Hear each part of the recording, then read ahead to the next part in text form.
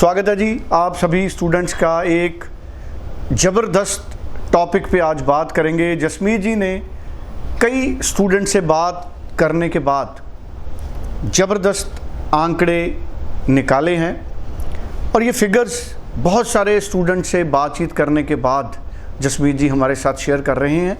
एक practical achievements है Indian students की। कनाडा में बड़ी संख्या में इंडियन स्टूडेंट्स पढ़ने के लिए जाते हैं और जसमीत जी ने जो प्रैक्टिकल स्टडी की है, जो बहुत सारे स्टूडेंट्स को उन्होंने गाइड करके वहाँ भेजा है, उन पर बेस्ड है ये जसमीत जी की study.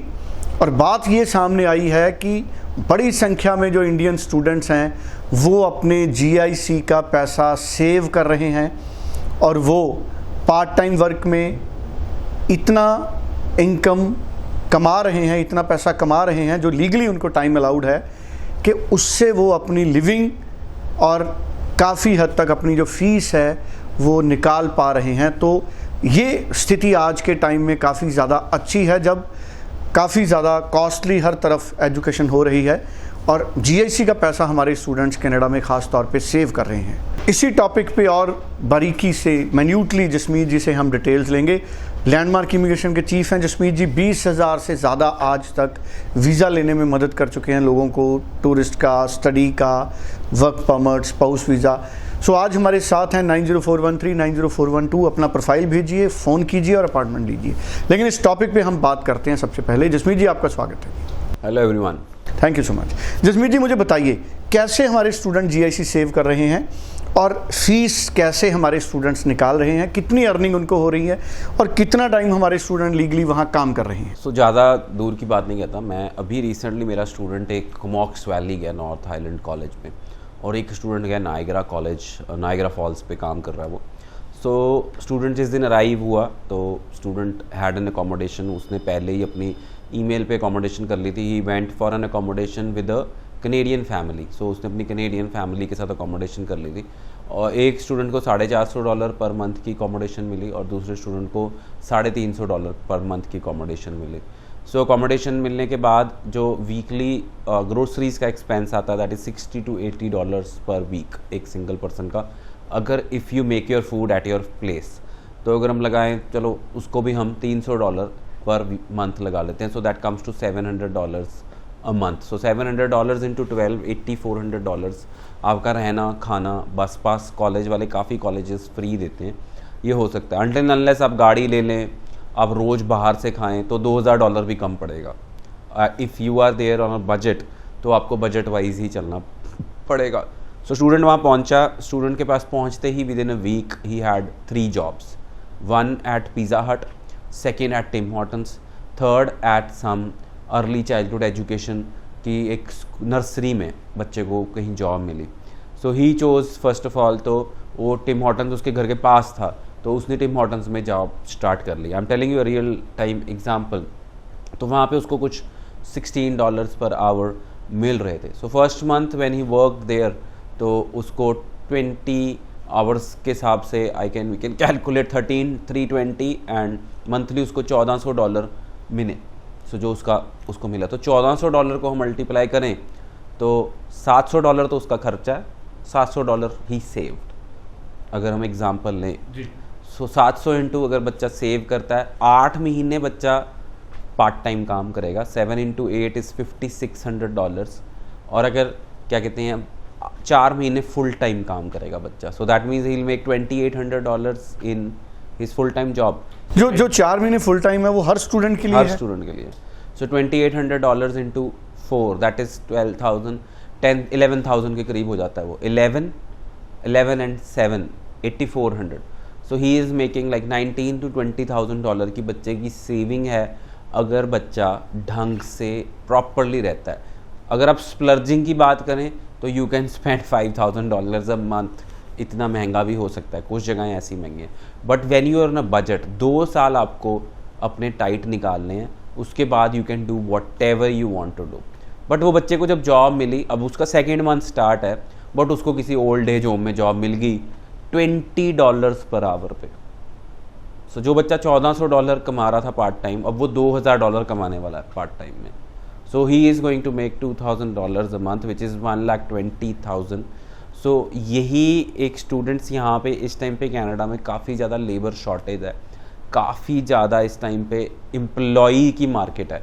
So right now employee is the king, मतलब एम्प्लॉयर को अच्छा एम्प्लॉय नहीं मिलता.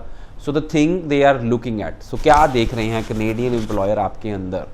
फर्स्ट ऑफ ऑल आपकी communication skills, second of all honesty, third of all discipline. So ये 3 चीज़ें आपके अंदर देखी जाती हैं. Communication skills, discipline. सपोज़ आपकी शिफ्ट 8 बजे शुरू होती है और सपोज़ आप रोज़ लेट पहुंचते हो, 8:30 पहुंचते हो, वो कोई भी एम्प्लॉयर लाइक नहीं करेगा. You have to reach on time, may be 10 minute पहले. ऑनेस्टी, मतलब आपको जो काम दिया गया है वो आप ऑनेस्टी से कर रहे हो.